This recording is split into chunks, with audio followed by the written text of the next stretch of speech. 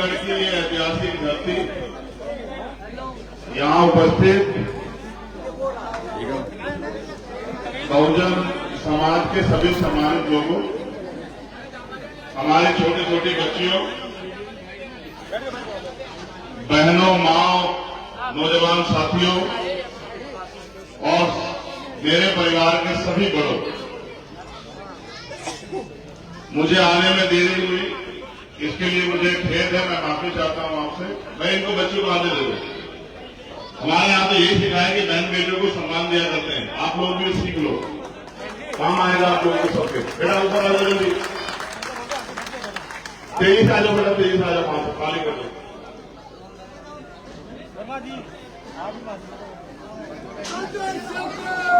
आ जाओ बेटे, अपने अपने जल्दी आ जाओ, बस बैठो बैठो बैठो। इनको ऊपर भेज दो, महिलाओं को सबको ऊपर भेज दो। आ जाएंगे आ जाएंगे। रास्ता दो भैया, फोटोग्राफर तुम्हें पता है एक एक मिनट कीमती है।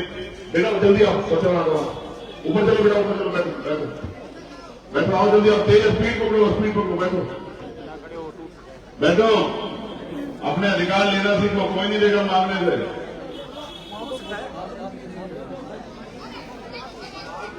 बस अब आप बैठ जाओ। आपकी तरफ से आवाज नहीं आनी चाहिए यहां से, बिल्कुल। मैं भारत की धरती पे जन्मे सभी संतों, गुरुओं, महापुरुषों को नमन करता हूं और यहां उपस्थित मेरे साथ चल के आए भीम आर्मी आजाद समाज पार्टी के सभी सम्मानित नेता, भाई मुकेरिया जी, भाई सुनील कुमार भुंडा जी, अमरचंद हरसोलिया जी, भाई जितेंद्र अखवाल साहब, रामलखन मीणा जी, रईस साहब, वीर बहादुर जी, सत्यवान जी, मुकेश चोपड़ा जी, हमारे नेता और भीम आर्मी के प्रभारी भाई अनिल भेलवाल जी और आजाद समाज पार्टी के प्रभारी भाई सतपाल चौधरी जी और यहां भीम आर्मी आजाद समाज पार्टी के सभी सम्मानित नेतागण। मुझे 9 दिन हो गए राजस्थान में। मैं ये कहूं बच्चे, पता नहीं तुम लोग क्यों लापरवाह और तुम्हें लगता है तुम्हारा राज आ जाएगा। तुम्हें मैंने बैठने कहा था, तुम्हें लगता है कि तुम मेरे बात के साथ नहीं खड़े होंगे तुम्हारी जिंदगी बदल जाएगी, ऐसा लगता है क्या? कैप वाले भाई आपको चिट्ठी भिजवाएं क्या?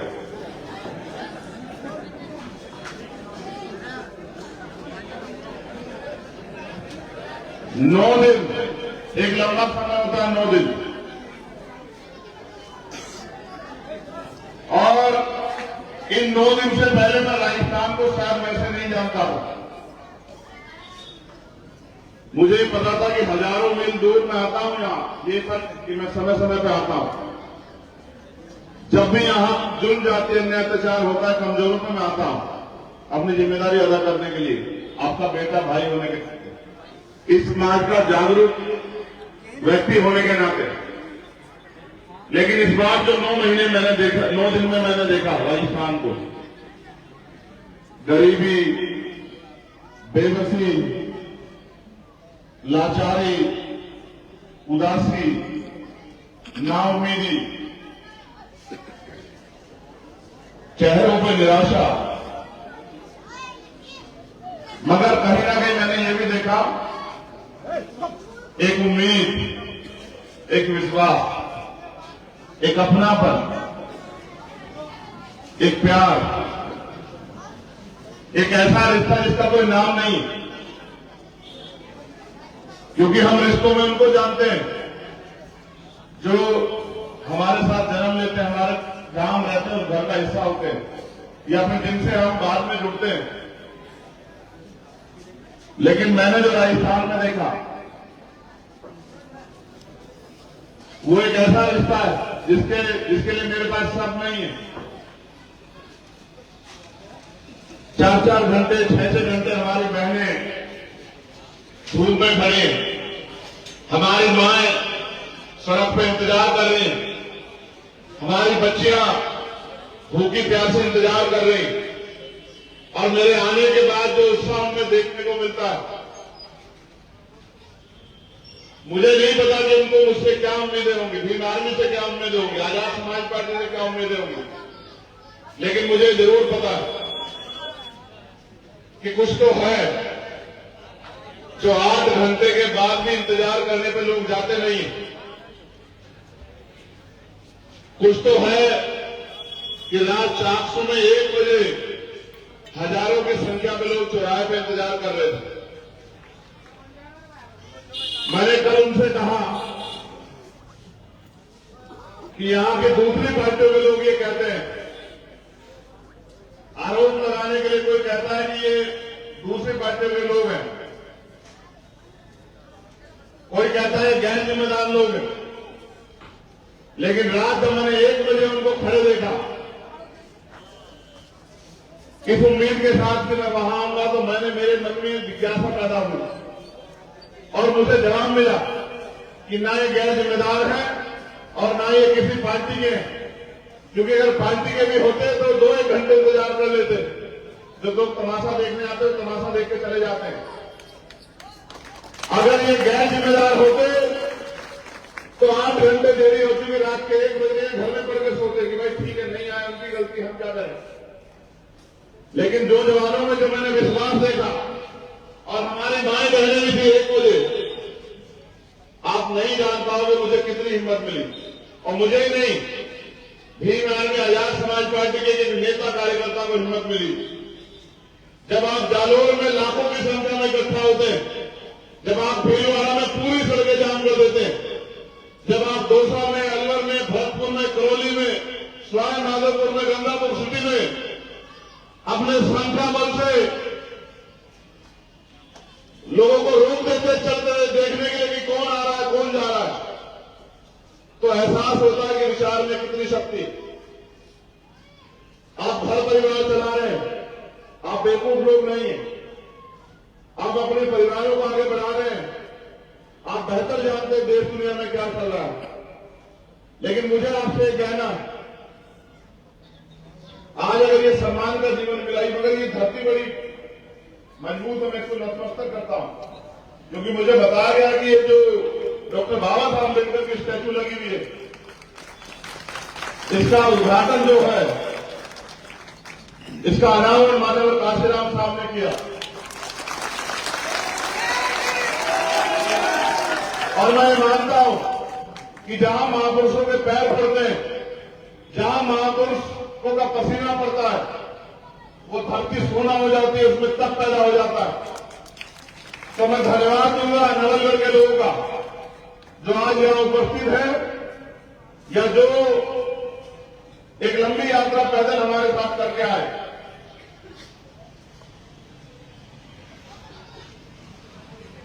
मैं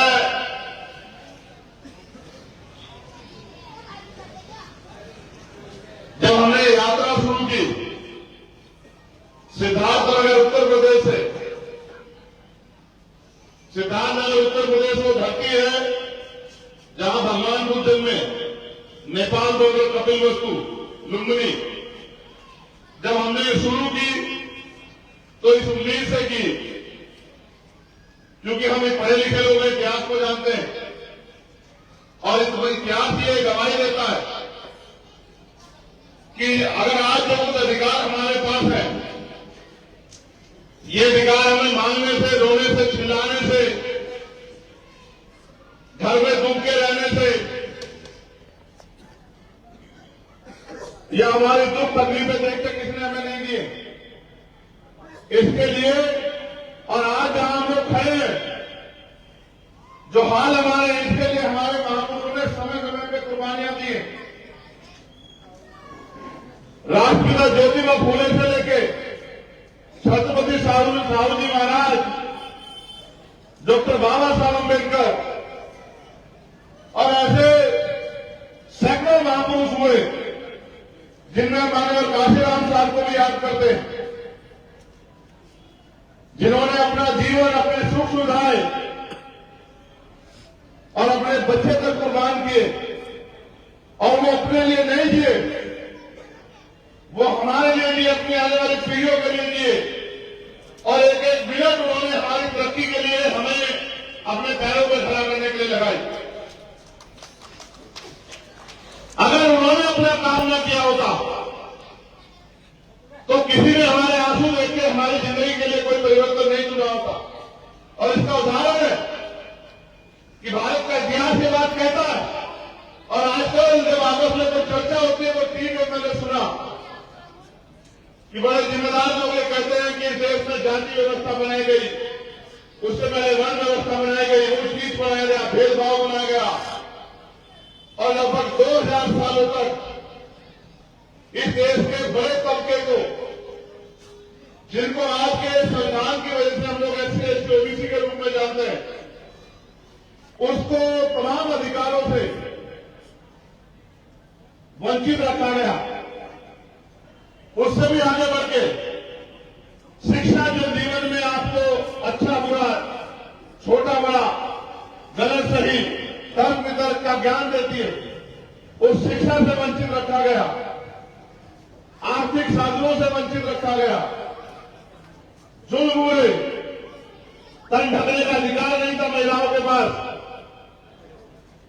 सती प्रथा थी, विधवा विवाह नहीं होते थे,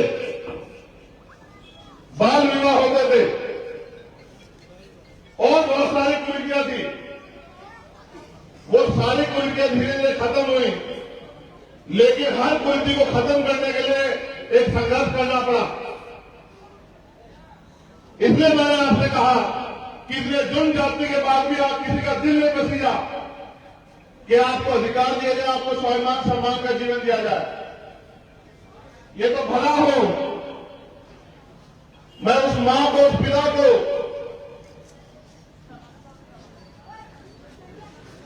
धन्यवाद देता हूं जिन्होंने डॉक्टर बाबा साहब अम्बेडकर को जन्म दिया, जिन्होंने डॉक्टर बाबा साहब अम्बेडकर को जीवन दिया, और आज हम लोग उनके कर्जदार हैं। भले हम कुछ भी कहते हैं, लेकिन आप हमें जानते हैं कि 14 अगस्त 1947 को हम लोग इस देश में गुलामों के गुलाम थे। 15 अगस्त 1947 को देश आजाद हुआ, लेकिन हमें अधिकार नहीं मिले। जिनके पास 14 अगस्त को जमीन नहीं थी, आजाद होने के बाद 15 अगस्त को उनके पास जमीन नहीं आई। जिनके पास उद्योग नहीं थे, उनके पास उद्योग नहीं आए। जिनके पास दुकानें नहीं थे, उनके पास दुकानें नहीं आई। जिनके पास नौकरी नहीं थी, उनके पास नौकरी नहीं आई।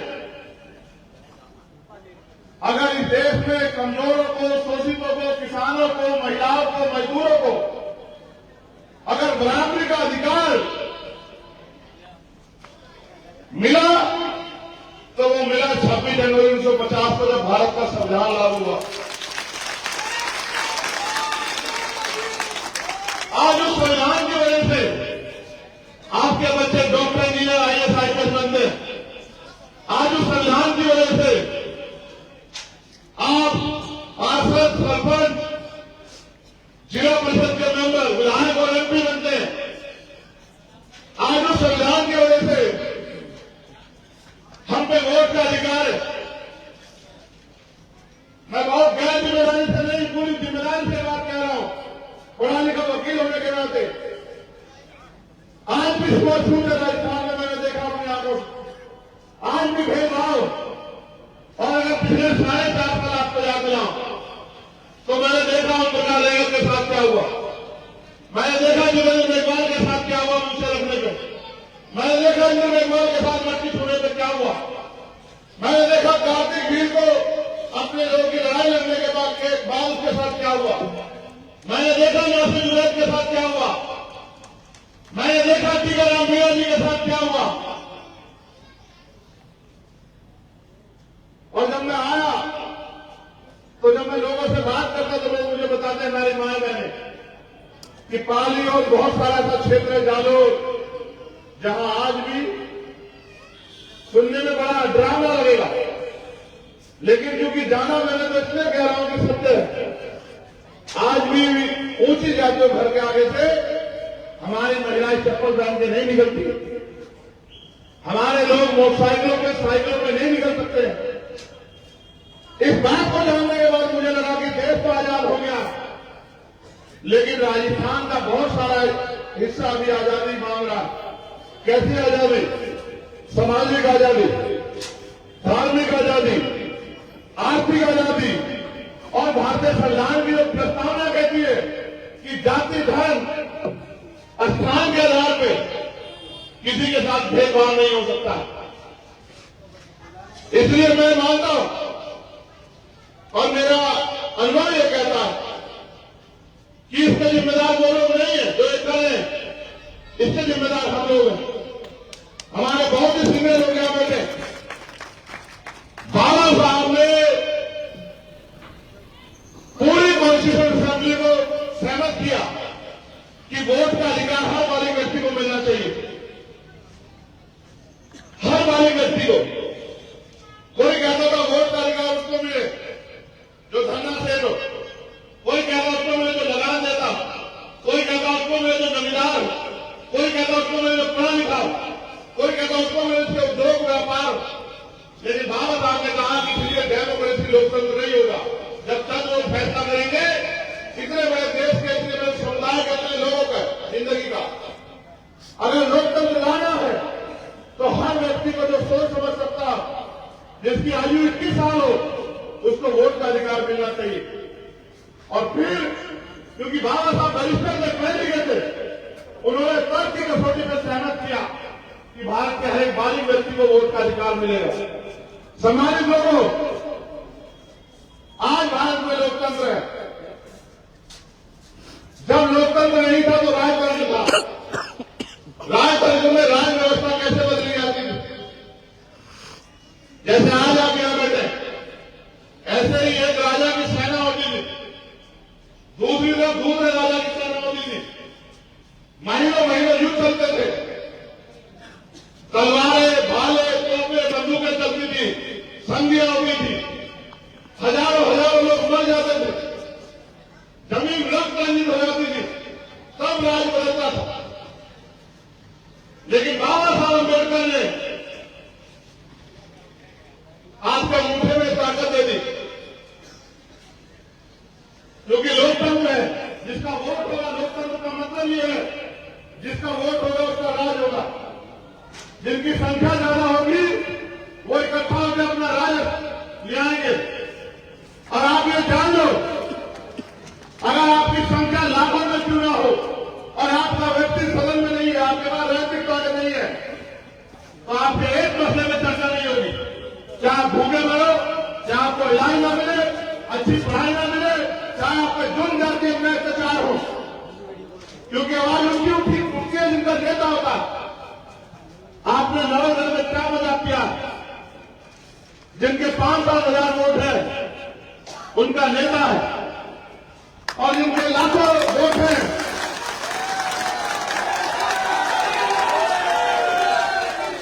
जिनके लाखों वोट हैं उनकी गलियों की हालत देखो, उनके घरों की हालत देखो, उनके बच्चों के भूखे पेट देखो। ये बात मुझे आपको फिर कहनी पड़ेगी कि आपने लोकतंत्र की हत्या की। अगर वास्तविकता में आप माननीय काशीराम साहब की बात में पहरा देने वाले होते, आप बाबा साहब की बात में पहरा देने वाले होते, तो ऐसा कभी नहीं होता कि जिनके थोड़े से वोट वो विधायक होते और जिनके बहुसंख्यक वोट है वो गेट के बाहर खड़े होते। ऐसा कभी नहीं होता। जैसा मैंने पहले कहा कि हम गलत है, हम जिम्मेदार हैं, हमने अपने वोट को संगठित नहीं किया। बाबा साहब हमें वर्ग बना के गए, अनुसूचित जाति, अनुसूचित जनजाति, अति पिछड़ा वर्ग, अल्पसंख्यक समाज, लेकिन हम कभी बने नहीं। हमने हमेशा ये सोचा कि हमें तो रूखा सूखा मिल रहा है, हमें इसमें दूर रहना चाहिए। जबकि आप ये नहीं समझे कि बाबा साहब ने वोट का अधिकार आपको गुलामी की नदियों में नहीं दिया। उन्होंने वोट का अधिकार दिलाने के साथ ये बात कही थी कि आज मैंने रानी का पेट छीन दिया, आज के बाद राजा पहले वोट से तैयार होगा, आपकी वोट से तैयार होगा। आप मुझे अपने मन से बताओ, इस विधानसभा में बहुजन समाज के लोगों का वोट ज्यादा है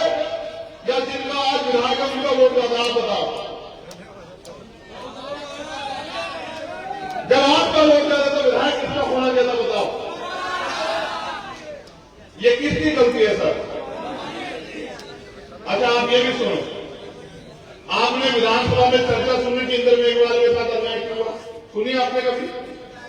मुझे लगने में जितेंद्र मेघवाल की हत्या कर दी गई, क्या आपने कभी कोई चर्चा सुनी? कार्तिक भीड़ का परिवार 8 महीने में बैठक का कभी आपने चर्चा सुनी?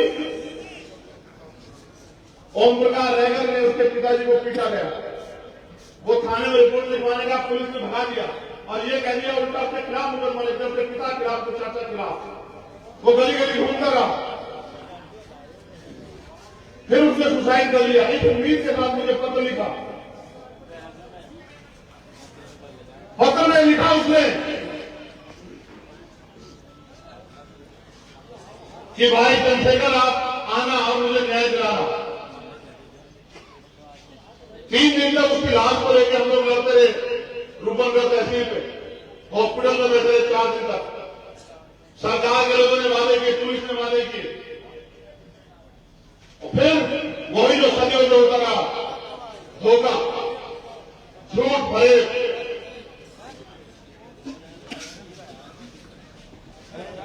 मैं बस आपसे पूछना चाहता हूं,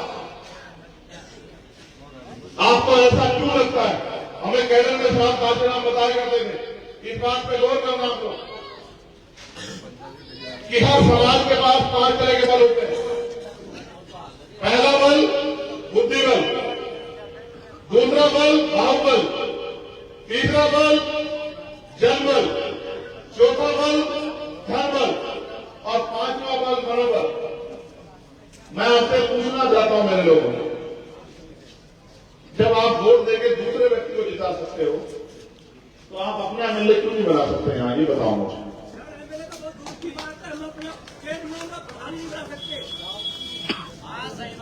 बिल्कुल सही है सर, बिल्कुल सही है।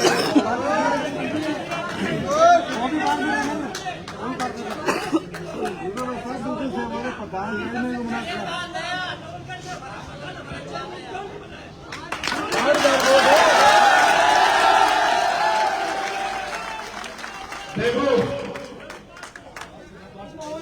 बिल्कुल सही कहा आपने, बिल्कुल सही कहा कि हम यहाँ विधायक को छोड़ो, हम यहाँ चेयरमैन नहीं बना पाए, पार्षद नहीं बना, बिल्कुल सही बात। लेकिन ये भी बताओ मेरे भाई,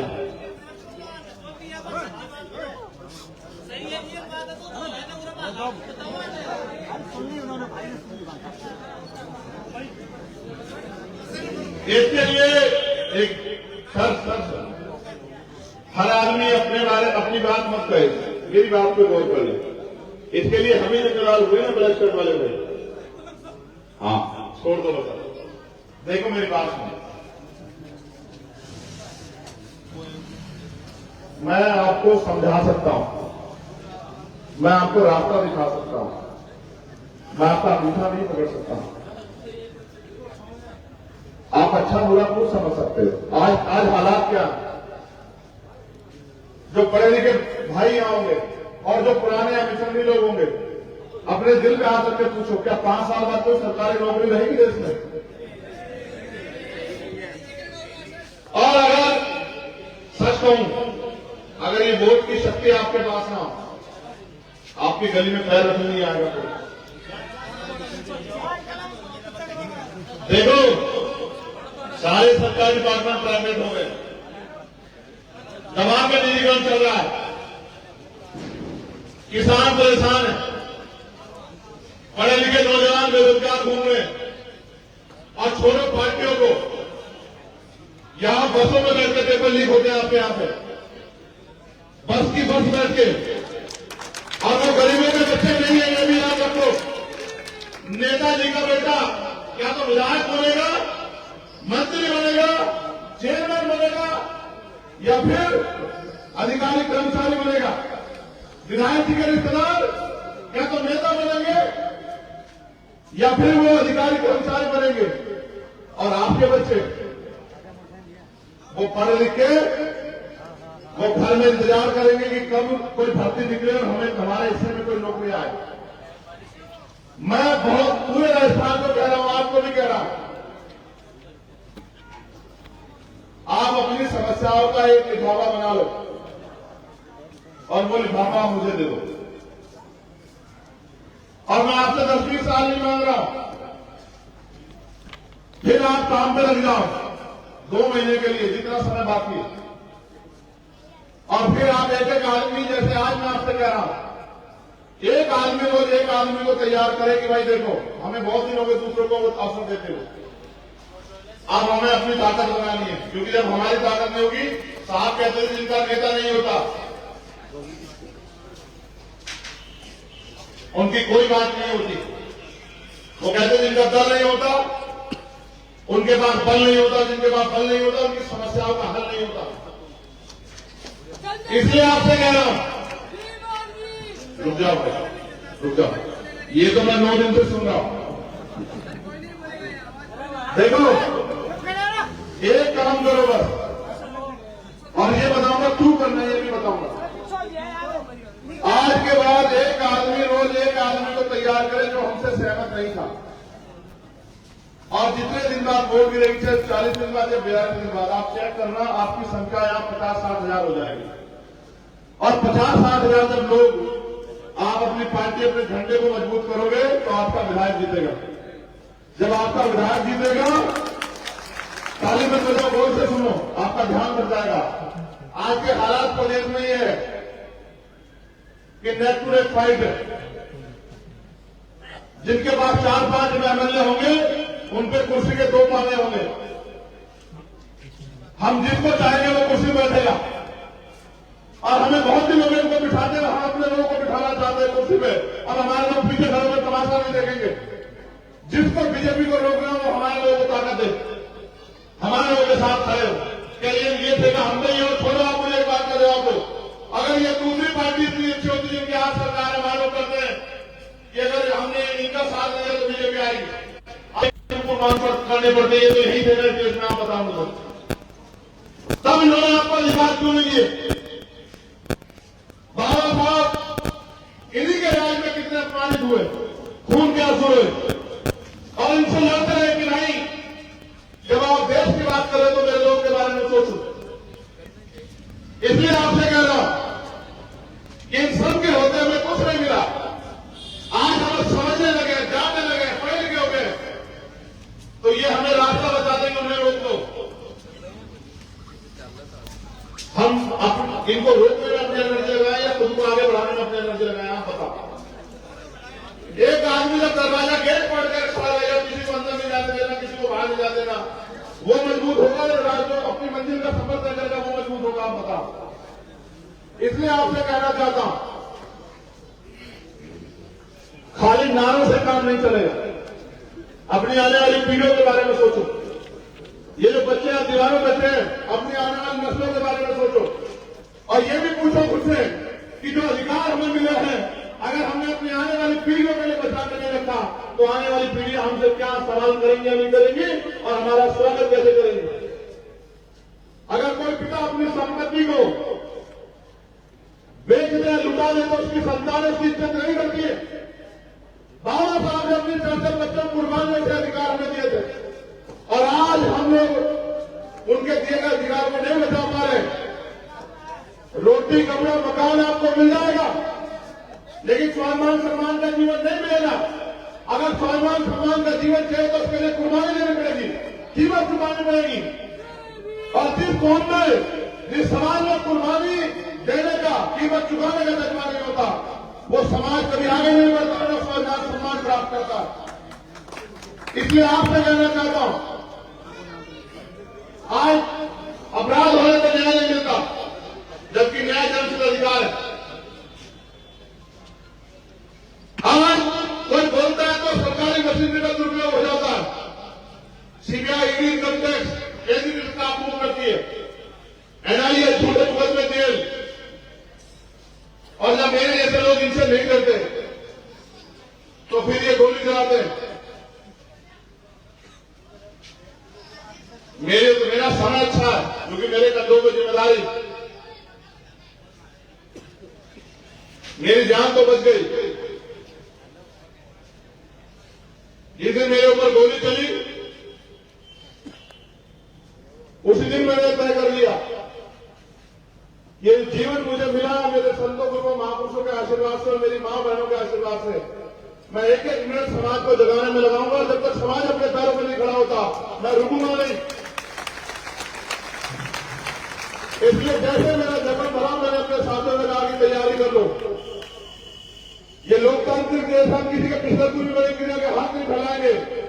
आज हालात ये है, अगर बच्चों की शादी करानी हो तो उधार पैसे लेने पड़ेंगे, बच्चे पढ़ाना हो तो उधार पैसे लेने पड़ेंगे, इलाज कराना हो तो साहूकार से उधार पैसे लेने पड़ेंगे। देश को आजादी में 70 साल से ज्यादा हुआ, हमारे हिस्से में क्या आया? कितने लोगों को जमीन मिली, कितने लोगों को रोजगार मिले, कितने लोगों को उद्योग धंधों में हिस्सेदारी मिली? और ये सरकार के हाथ में, सरकार चाहे तो आपके सबके मकाने कैसे पक्के बना दे बढ़िया।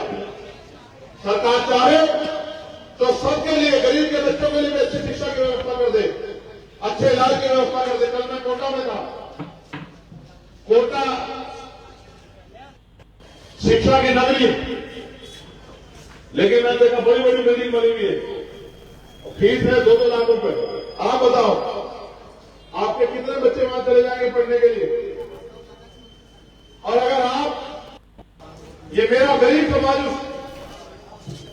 कोचिंग सेंटर में नहीं जा सकता तो कोचिंग सेंटर हमारे लिए तो नहीं है ना, तो हमारे बच्चे शिक्षित लोग कैसे आगे बढ़ेंगे? आज सरकारी स्कूल खत्म किए जा रहे हैं। बाबा साहब ने कहा शिक्षा श्रेणी का वो तुमने जो पिएगा वो दहाड़ेगा। शिक्षा हम पे हथियार थी, लेकिन आज शिक्षा खत्म किया जा रहा है। जैसा मैंने कहा लिफाफे में अपनी समस्या बना लो और मुझे 6 महीने का समय दे दो। आप लोग 6 महीने में अगर आपकी समस्या हल न की तो आप मुझे कहना कि चंद्रशेखर कुछ नहीं हो पाया। लेकिन इस सब के साथ कि आपको मुझे वो ताकत भी देनी पड़ेगी कि मैं इनके हलक में हाथ देकर और इनके आपके अधिकार लेकर निकाल सकूं, वहां से इनके जबड़े में हाथ दे सकूं। अगर आप ये कहो कि राजनीतिक शक्ति के संभव है तो ऐसा नहीं है। हम 5 लाख लोग भी जयपुर में 5 दिन बैठे रहेंगे, कोई नहीं सुनेगा हमें। लेकिन अगर हमारे 5 एमएलए भी होंगे तो पूरी सरकार को हमें सुनना पड़ेगा। इसलिए आपसे कहना चाहता हूं आप अपनी ताकत बनाओ और लोकतंत्र की हत्या मत करो। आपकी वोट से अगर ऐसे लोग ताकतवर होंगे तो फिर वो आपका भला नहीं करेंगे। इसलिए आपकी शिकायत कर रही है कि विधायक जी ने ये नहीं किया, विधायक जी ने वो नहीं किया। मैं कह रहा हूं नीचे से ऊपर तक संगठित होकर अपना बनाओ और विधायक जी को भी बताओ कि जो हमसे छल करेगा हम उसको विधायक छोड़ो, चेयरमैन भी बनने लायक नहीं छोड़ेंगे, पार्षद बनने लायक नहीं छोड़ेंगे। अगर आप अपनी शक्ति का एहसास नहीं कराओगे तो वो आपको गुलाम समझ के कुचलते रहेंगे। इसलिए आपसे कहना चाहता हूं नौजवान साथियों, आज हमारे कंधों पर जिम्मेदारी है अपने समाज को कंधों पर उठा के आगे बढ़ाने की। नौजवान सिर्फ नारों तक सीमित न रहे, नौजवान जिम्मेदारी उठाए। जैसे वो अपने परिवार की जिम्मेदारी उठाए, समाज की जिम्मेदारी उठाए, अपने प्रदेश और देश की जिम्मेदारी उठाए और जिम्मेदारी उठाए बाबा साहब अम्बेडकर के संविधान की रक्षा की, उसको लागू कराने की। क्योंकि जिस दिन भारतीय संविधान पूर्ण रूप से लागू होगा उस दिन भारत सोने की चिड़िया बनेगा, उस दिन भारत सम्राट अशोक के सपनों का भारत बनेगा, उस दिन अम्बेडकरवाद का राज आएगा। अभी अभी बिहार में जातिगत जनगणना हुई, आपने ध्यान दिया, उसके आंकड़े जारी हुए और आंकड़े कहते हैं कि 90% आबादी बिहार में बहुजन समाज की है। दलित, पिछड़े, आदिवासी, मुसलमान, जैन, सिख, बौद्ध, पारसी, ईसाई, और आप राजस्थान में करा लो। अगर 90% नहीं मिली तो मुझे कहना, लेकिन ये 90% लोग अगर इनका राज नहीं आ रहा तो उनका मनोबल क्या हुआ? इनको लगता है ये नहीं कर सकते।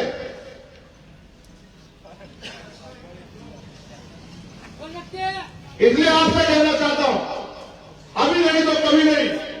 आज स्थिति करोड़ मरोड़ की है, आगे बढ़ो, ताकत बनाओ, संगठित हो, लोगों को जागरूक करने का काम करो और अपने अधिकार छीन के ले लो। कोई आपको मांगने से कुछ नहीं देगा। और अगर आपने कर लिया तो आपकी तरक्की को राजस्थान में कोई रोक नहीं सकता है। और जो सामंतवाद का राजस्थान बना हुआ है, इस सामंतवाद की जड़ें खोल जाएंगी 2023 में। अगर आपने अपनी ताकत बना ली, क्योंकि हमारी वोट पे ताकत में आ गए और हमारे लोग का शोषण कर रहे हैं। इसलिए मैं धन्यवाद दूंगा भाई अनिल जी का, जो हमारे नेता हैं और बहुत लंबे समय से काम कर रहे हैं, जिन्होंने गली गली जाते लोगों को जगाने काम किया। उनकी पूरी टीम का धन्यवाद करूंगा। उन्होंने अपना कैरियर छोड़ के, अपनी नौकरी छोड़ के, वो नौकरी करते थे, उन्होंने वो इस मूवमेंट का हिस्सा बने, क्योंकि उनके मन में समाज के दर्द है। और मैं मानता हूं अगर आपने ऐसे नौजवान को मौका दिया तो मैं लिख के देता हूं कि आपका हाथ नहीं पड़ेगा। और आप ये जानते हैं कि हम ये कर सकते हैं। ये हमारे बाएं हाथ का खेल है, हमारे अंगूठे का खेल है।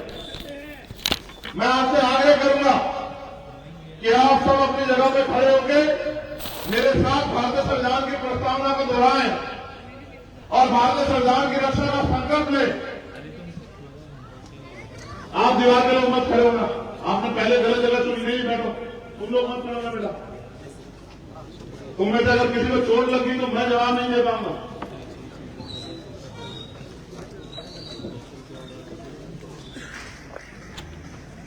हम भारत के लोग भारत को एक संपूर्ण प्रभुत्व संपन्न समाजवादी धर्मनिरपेक्ष लोकतंत्रात्मक गणराज्य बनाने के लिए तथा उसके समस्त नागरिकों को सामाजिक, आर्थिक और राजनीतिक न्याय, विचार, अभिव्यक्ति, विश्वास, धर्म और भाषा की स्वतंत्रता, प्रतिष्ठा और अवसर की क्षमता प्राप्त कराने के लिए तथा उन सब में व्यक्ति की गरिमा और राष्ट्र की एकता और अखंडता सुनिश्चित करने वाली बंधुता बढ़ाने के लिए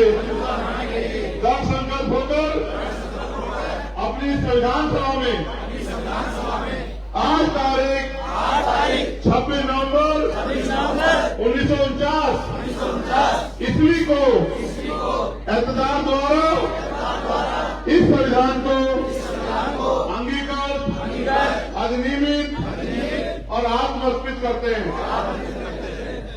चलो संकल्प करो ऐसे हाथ करके।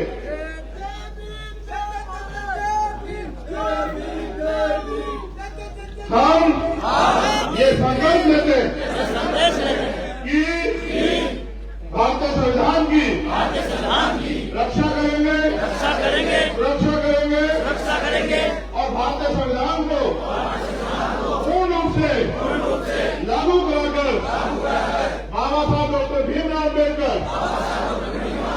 के सपनों के भारत का निर्माण करेंगे।